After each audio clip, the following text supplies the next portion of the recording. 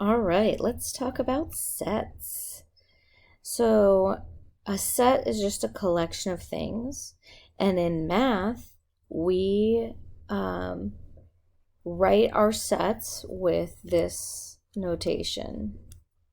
All right, so curly brackets tell the reader, hey, this is a collection of stuff. So now we can list it out, possibly. Sometimes you can't list all of the elements of a set. So we can list it out. That's called the roster form, where you just list everything. Or we can use like a set builder form, where instead of like listing everything, we just kind of tell you the qualities that that the elements have, and then there should be no question. Obviously, it has to be well defined. Where maybe you could pick numbers from there, but maybe you could never list them all. So let's look at the set builder form here. We read it as the set of all x such that, so this bar means such that, it's like, hey, I'm going to list some things here. So the set of all x such that x is an integer and x is greater than -4. So you have to be able to decode that. What is an integer? So integers are non-fraction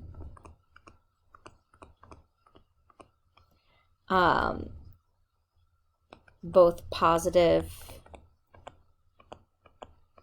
and negative numbers. So an integer would be like -5, -4, -3, -2, -1, 0, 1, 2, 3, 4, 5. I'm going to put dots on the back and the front, telling the reader like, hey, you would go to the left and you would go to the right forever. So now there's no like decimals in here, there's no partial numbers, they're all whole values, but they're positive, negative. So this is the set we have to choose from, right? Because I know that it has to be an integer.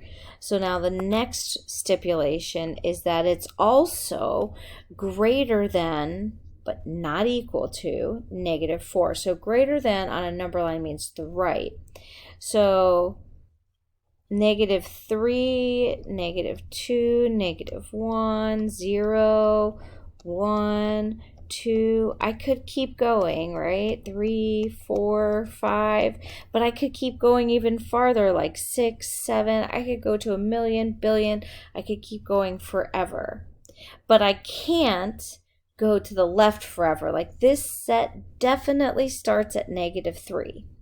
It does not start at -4 because the symbol is strictly greater than.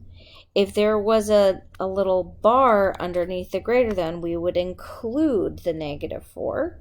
But here I said strictly greater than. And since it's an integer, we know the first integer, which is greater than or to the right of -4. So my set is going to start at -3. So the set starting at -3 and going to -2, -1, 0, 1, ...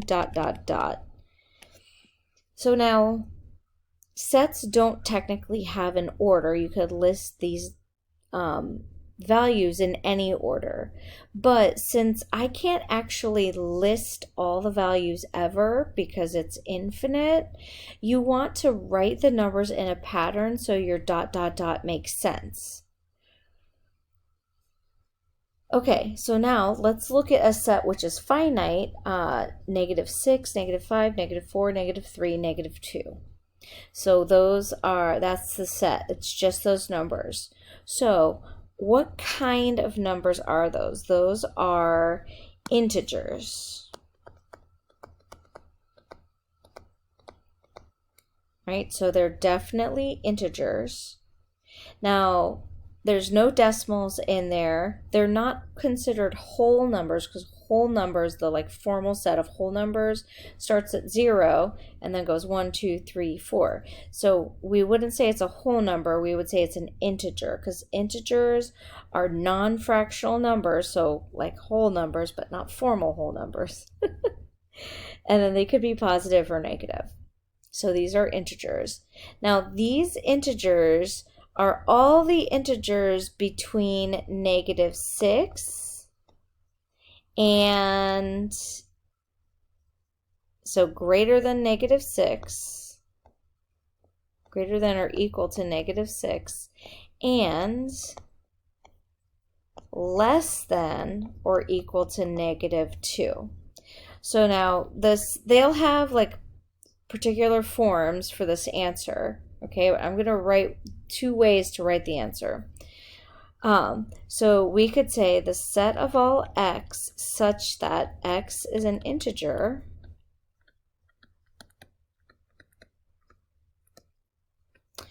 and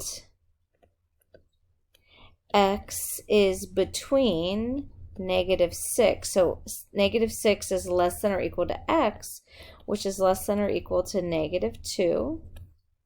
So this is the compact version of this here, but you could write that out also.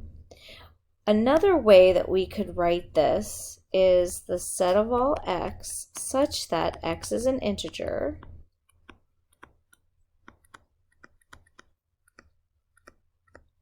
and now you see how we've got these little bars down here.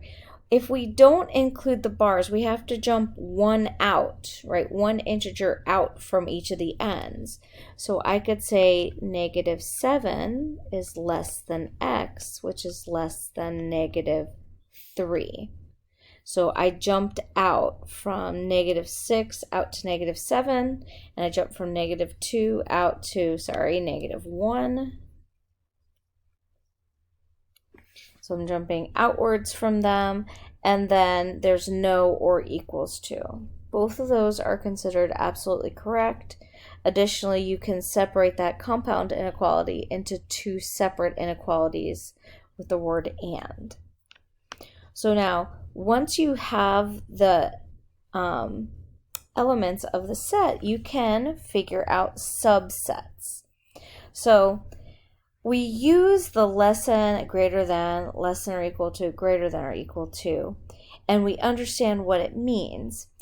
The equivalent for sets is the subset symbol, which is less of like a pointed V and more like a sideways U. And it is eating the bigger set, or the set that has not more elements, but all those elements and maybe then some. So there's 2 kinds of subset symbols. Subset, which is kind of like less than or equal to, like that bar underneath is the or equal to. So it's less than or equal to.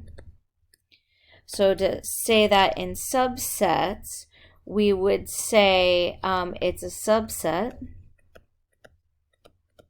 meaning all the elements of the set on the left are part of the set of the right, or it could be equal. So, or could be the same set, which is just slightly different than a proper subset. So it looks just kind of like a sideways U. And you can think about that like strictly less than.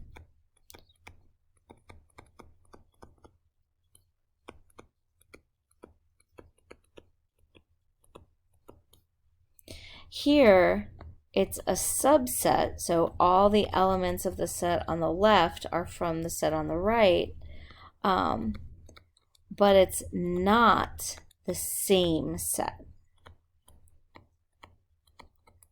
So if the 2 sets are exactly the same,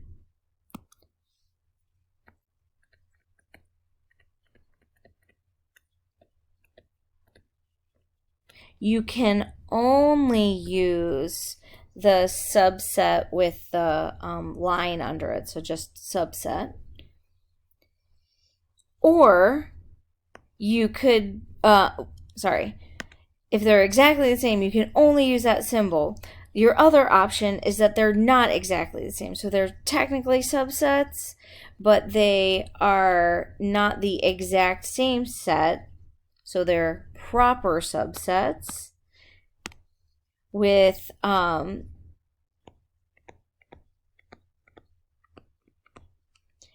if it's just a subset, you can use either one of those symbols. But if it's exactly the same, the only symbol you can use is the one with a line under it. And then these other two symbols, the subset with the cross means it's definitely not a subset of, and the O with the slash means it's an empty set, so there's nothing in there. So the statement is the set DMN is not a subset of DMN. So that's going to be false, because DMN is equal to DMN. Right? Since they're equal, we can use the subset symbol because that bottom means or equals to. So we could definitely use the subset. So saying it's not a subset is false. Okay, let's try number 2. 2, 4, subset of 1, 2, 3, 4, dot, dot, dot. So this is going to be true because each element from the left is also in the set on the right. Now the set on the right has more, so we could write proper subset, so this would also be okay. 2, 4 is a proper subset of 1, 2, 3, 4, dot, dot, dot. Like that's also true. Okay, let's look at this third one. So I've got PQRSTU is a subset of PRT. No. So this has not every element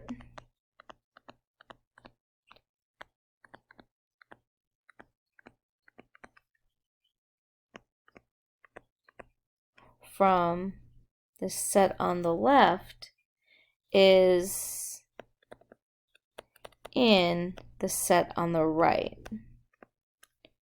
So they're not subsets in any capacity. So this is a false statement. So now this last question has the set containing 11, 16 is a subset of the empty set. So the empty set has no elements, right? There's nothing in an empty set. So the only set which would be a subset would be the empty set itself because they're technically equal. So 11, 16 couldn't be a subset because those can't come from the set on the right. So that is also false.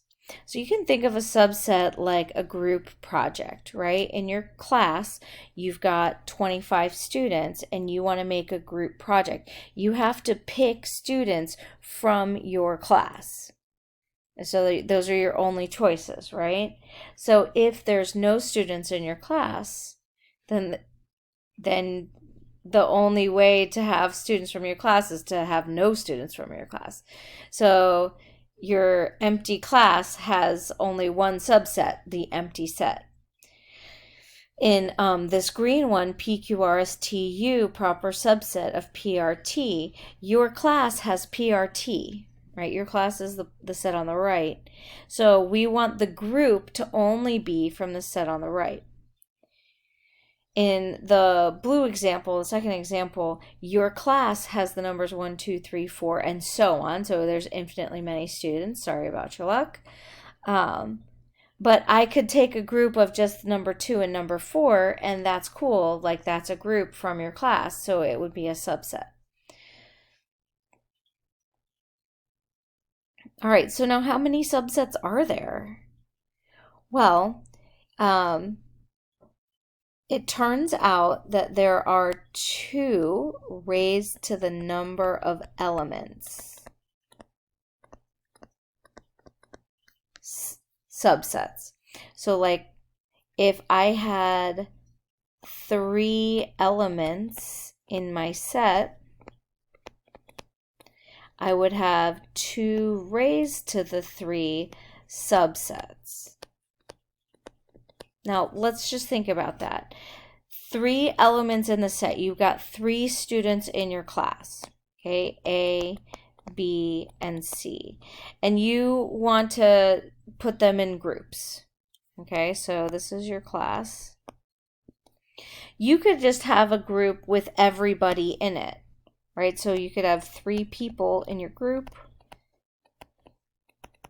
and that would be the set A, B, C, right? All 3 of them. You could just have 2 people. So you could pair A with B. You could pair A and C together. And you could pair A and B together. Now, you wouldn't pair, A, C, and then B, C. So you could pair B and C together. I'm thinking faster than I'm writing. Okay, so you wouldn't pair, say, B with A because you've already put A with B. So you don't have to write these in different orders because the group is a group. There's not an order to it. It's just a collection of your students. So now we did 3 people, 2 people. What if instead their group just has 1 person in it? So we could have 1-person groups. So that would be just having A by himself, or having B by himself, or having C by himself. Or technically, we could take a group with no people in it.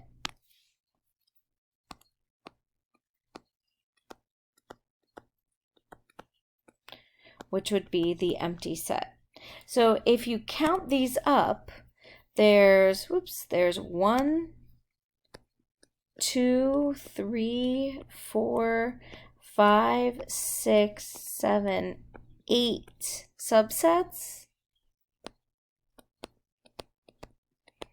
which is exactly 2 to the 3rd.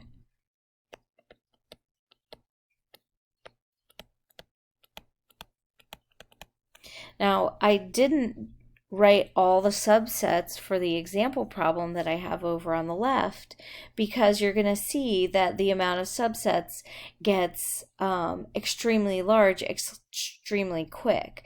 Like if you had 10 students in your class, there would be 2 raised to the 10 different groups that you could make, taking 1 student at a time, 2 students at a time, etc. Like that's a lot. Like do that in your calculator. That's a lot of groups. So let's just do the math here.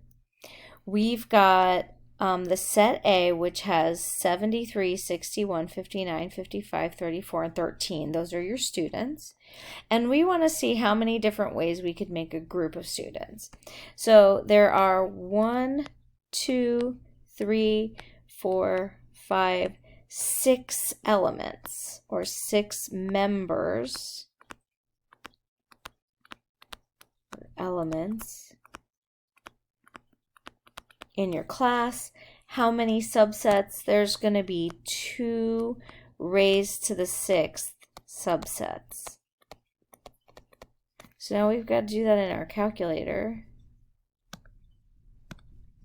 Here we go, 2 raised to the power, I'm using the X to the Y button, 6 equals 64. So there are 64 subsets. Now I go to answer my question, and there's actually two questions here: proper subsets and regular subsets. So remember, all the subsets are regular subsets. So there are 64 subsets.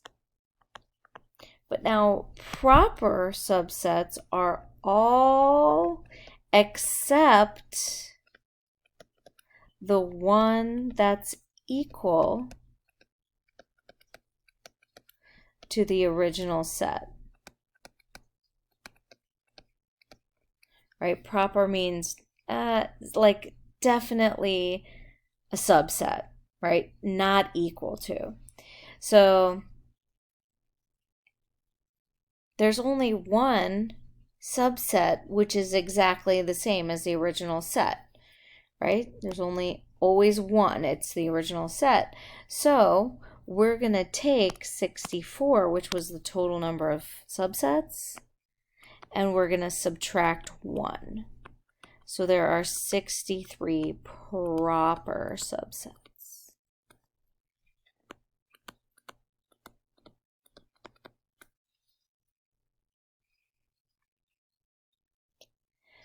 So now we can talk about how sets interact with each other. Okay, so again, sets are just a collection of members. So I could say the set of all students in my class, and then I could say, well, who's not in my class?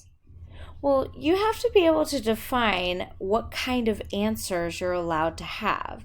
So if I said to you, who's not in my class, you could say your mom or your dad or your brother or your sister, but you could also say your cat, right? Or your car. Like those things are things which are not in my class, but those are technically kind of ridiculous answers, right? So you have to define like where your answers can come from, and in sets that's called a universe. So in problems where you're finding intersections or unions or complements of sets, they'll generally tell you the universe, which are the elements you're allowed to pick from. So our universe for this problem is the numbers 1, 2, 4, 5, 6, 8, and 9. Those are the only things which are allowed to be part of our answer. So now the set C is 2, 8, 9, and the set D is 2, 6. And I want to find C union D complement. So D complement everything that's not in D.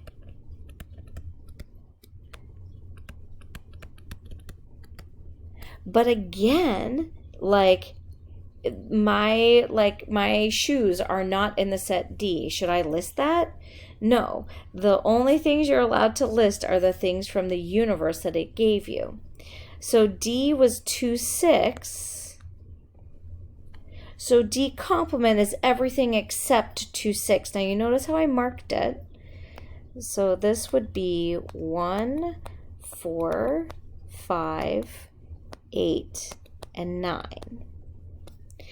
But now we have another operation to do. We want to union this with the set C, which is 2, 8, 9. So now, what does the word union mean? Union is like marriage. There are things which I own in yellow and things which you own in blue. But if we get married, our union is all of that. Now, I don't have to double list things that we shared in common. So when I'm writing it out, I just write everything. So 2, 8, 9. And then 1, 4, 5, 8, 9. So 1, 4, 5. Oh, I'm not going to write 8 again. I already wrote it. 9, not going to write 9 again. So the union of C with D's complement is 2, 8, 9, 1, 4, 5. Make sure there's commas in between and you use the set notation. So you have to hit the set button, and then once you're in there, then you can add things in a list, or you can type it in. Like you can actually type the curly Q button, you can type the numbers or the letters and then commas in between. Okay, let's do C complement intersect D complement. So part B is going to be C complement intersect D complement. Now we already found D complement, so I'm just going to write that here as 1, 4, 5, 8, 9. But I've got to find C's complement. So over here, C was 2, 8, 9. So 2, 8, 9. So the complement of C will be everything else. 1, 4, 5, and 6. So that's C complement. And then I want to intersect those. So an intersection is like what two roads share in common, right? So I could say, meet me at the intersection of Main Street and 35th, and like that would be a square of pavement. So in sets, it's whatever they have in common. So in these two sets, let's see, they both have a 1, they both have a 4, they both have a 5, but then this orange set's got a 6. And the other one doesn't. The blue set's got an 8, which the orange one doesn't have, and the blue one's got a 9, which the orange one doesn't have. So what did they have in common? They had 1, 4, and 5 in common. Now, we can write sets out in symbols, or we can also write it in a picture. And a picture is called a Venn diagram. So in a Venn diagram, I like to think of the sets like houses. So here's the B house. Let me do it kind of obnoxious here. So here's the B house. And the B house has 2 rooms. It's got a green room and it's got a pink room. Now, the C house, here's the C house. Ooh, fancy. The C house has 2 rooms. It's got the pink room and then the yellow room. So we'll say that B's house party has 2 rooms, a green room and a pink room. And then C is having a house party and it's got a pink room and a yellow room. So the people who were invited to the green room, or to party B, they were invited to the green room, which is 2, and the pink room, which is 4. So those 2 were invited to the B party, and then the C party had 4, and it also had 1, 3, and 7. So 4, 1, 3, and 7 were all invited to the C party, but they're broken up into rooms. Now, the pink room is shared by the B house and the C house. Now, look out here. We've got 5, 6, 8, and 9. Those guys were not invited, so they're outside the houses on the lawn. So now, let's find B intersect C. So B intersect C is what rooms do B and C have in common? Well, they have the pink room in common, and the only person in the pink room is 4. So 4 is B intersect C. B complement. So B complement is everything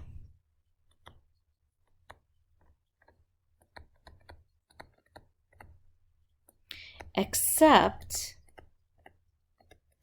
green and pink. So no green, no pink. So what does it comprise of? It comprises of yellow and also orange out here. Right? Those guys are not invited to the bee house.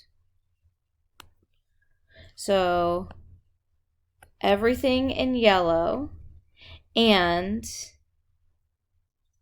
orange. So that would be, oh, that's a big long set. Okay, I'm gonna have to erase this. So yellow and orange. So in yellow was 1, 3, and 7. And in orange was 5, 6, 8, and 9. And I know you really want to put those in numerical order, but it literally doesn't matter. Sets are just collections. Okay, so now let's do B union C complement. So B union C is going to be people who were invited to the B house or to the C house or both. So the union is green, pink, and yellow. All right, that's B union C. Let's go here. It makes these 3 rooms. But now I want to take the complement of that. So that's all the other rooms in my picture. So my picture only has 4 rooms, green, pink, yellow, orange. So the complement of green, pink, yellow is going to be orange. So what's in orange? 5, 6, 8, 9.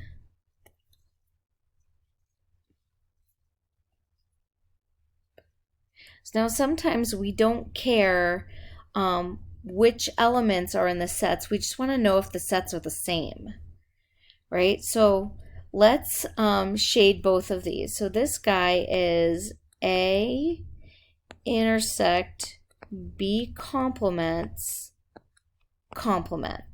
So again, let me color these rooms so it's easier for me to refer to them. It's easier with colors than with numbers or letters or anything like that. Okay, so pink is the outside.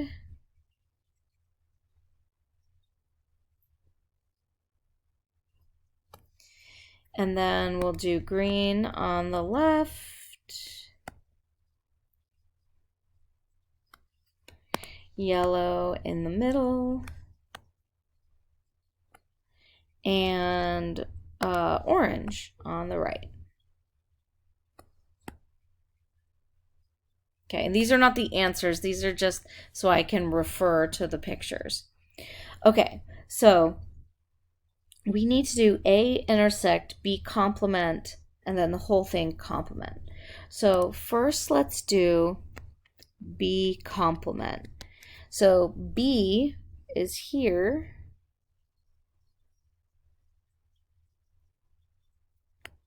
So B is yellow and orange. So B complement is going to be everything that's not yellow or orange. So green and pink. Now I want to take the intersection of A with B complement. So A is green and yellow. It's A. and then I need to intersect that with B complement. So B complement was green and pink. So now intersection means what they have in common. So green and yellow intersect green and pink equals green. So A intersect B complement is green. Now I need to do my last step, which is the complement of that. So we need A intersect B complement will be the complement of green. So everything that is not green. So everything that's not green would be pink, yellow, and orange. Pink, yellow, and orange. So when you're doing your homework for this guy, you would shade the pink,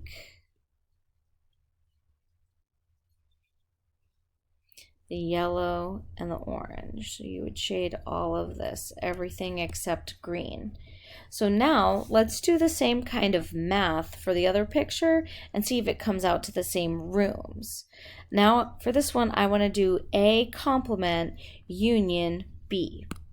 So the first thing we have to do is A complement.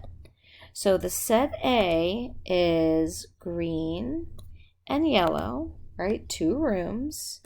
So if we want the complement of that, we would need everything that's not green and yellow. So that's orange and pink.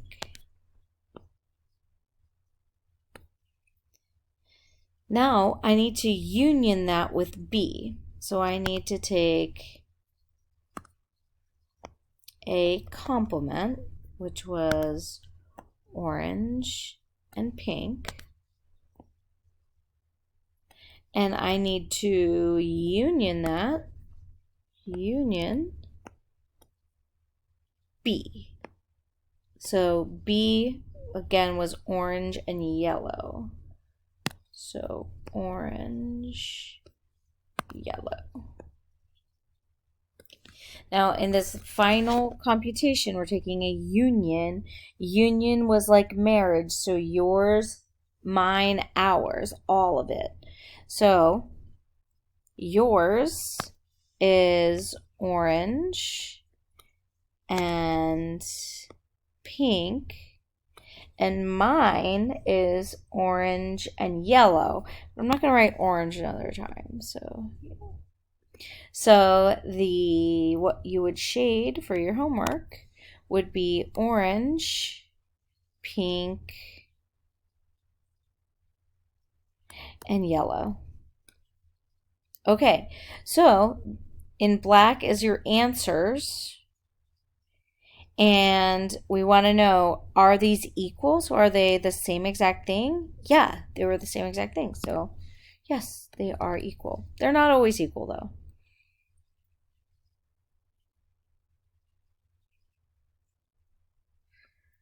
Okay, so let's do this in a picture.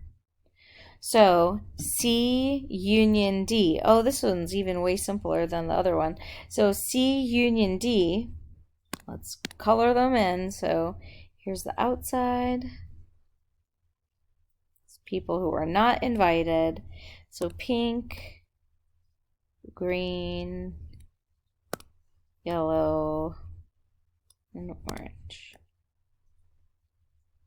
Okay. So C union D. So C is green and yellow. That's C. And now I want to union it with D. D is yellow and orange. Yellow and orange. So union, again, that's the marriage. So we're going to list everything, but we're not going to write doubles. So this is going to equal green, yellow, and orange. Green, yellow, and orange. So I'm going to do green, yellow, and orange. So 3 rooms. And that makes sense, right? The union, if we could do it in pictures, it's everything. So let me erase that. Everything that C has plus everything that D has. And it's okay that we colored the middle twice because it was all part of the answer.